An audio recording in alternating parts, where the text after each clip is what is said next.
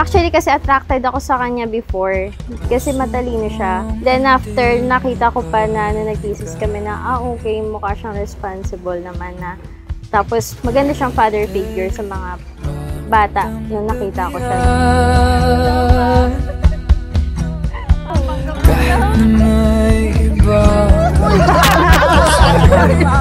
Siya kasi nagbigay ng direction sa buhay ko eh. Wala na akong hanapin pa sa iba kasi nasa kanya na lahat, pagpahayos niya, mapagmahal, lagi akong naalagaan. Kumbaga mother-like figure na yun. Ayun kasi yung pinaka gusto ko sa, sa babae. Parang natin ang gabi, para bang wala tayong katabi. 3 years meron na someone lang na makakasama mo talaga na matagal. Yung commitment hindi mawawala.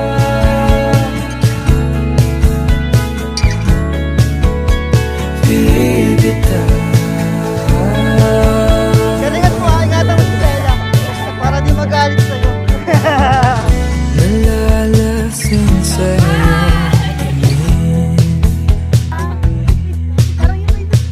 Kasi para sa akin, wala na akong parang hinahanap pa or hanapin. Kasi may contentment na sa aming dalawa eh. Kaya kayo nandito, nag-iibigan kayo. At yung pag-ibig ninyo, hindi hanggang dito lang. O hindi hanggang bukas. Hanggang sa makalawa. Hanggang after 30 years, nag-iibigan pa kayo. After 40 years, nag-iibigan pa kayo. After 50 years, nag-iibigan pa. Hanggang sa huling hininga ninyo, nag-iibigan pa kayo. Ay, sa wakas, ito na yung araw na matagal natin hinihintay. Sobrang laking pasasalamat ko sa Panginoon ay nahanap pa rin kita.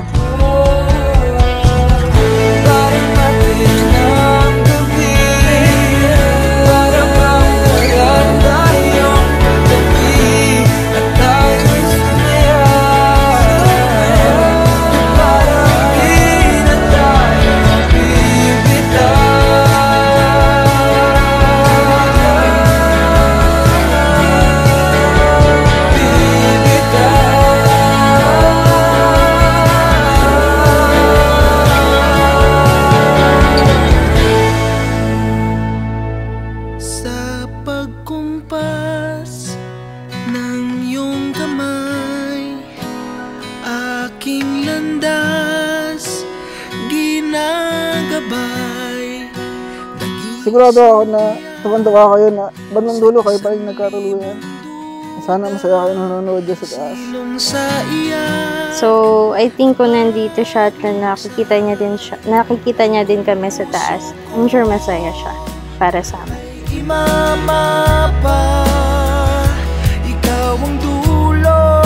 Hi, Ai. From the day we met, we built a life filled with love, laughter, and unforgettable moments, and also mutual respect.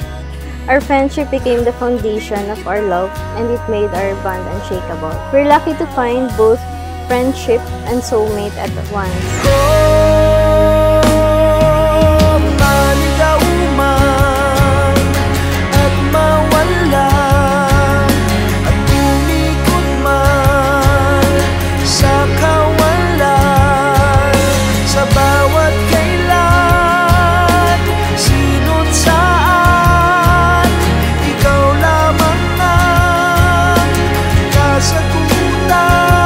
Tama noon, nung naglilipat tayo ng gamit sa unang rerentahan nating kwarto, nilakad natin yung kahabaan ng Shaw Boulevard. Gabing-gabi at nabutan pa tayo ng ulan.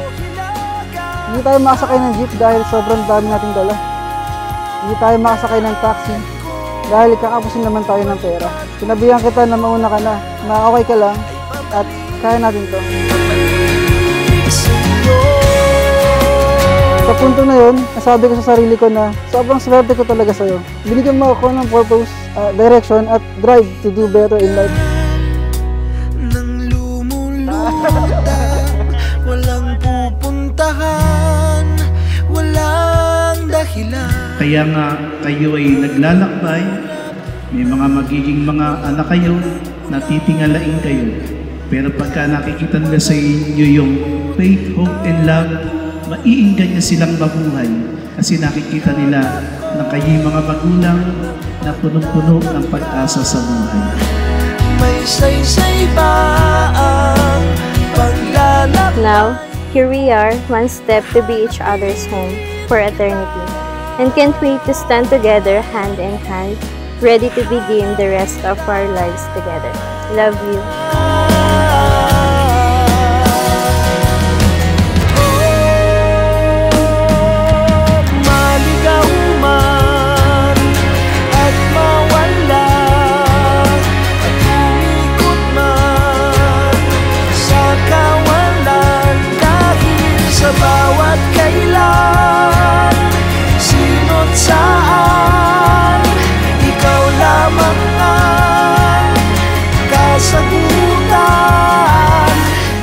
Kayang ipangaksa ngayon na kaya kitang bigyan ng mayaman at marangyang na buhay. Malaking bahay, mga kotse. Pero pinapangako ko, nabibigyan kita at ang magiging future family natin ng komportable at secure na buhay.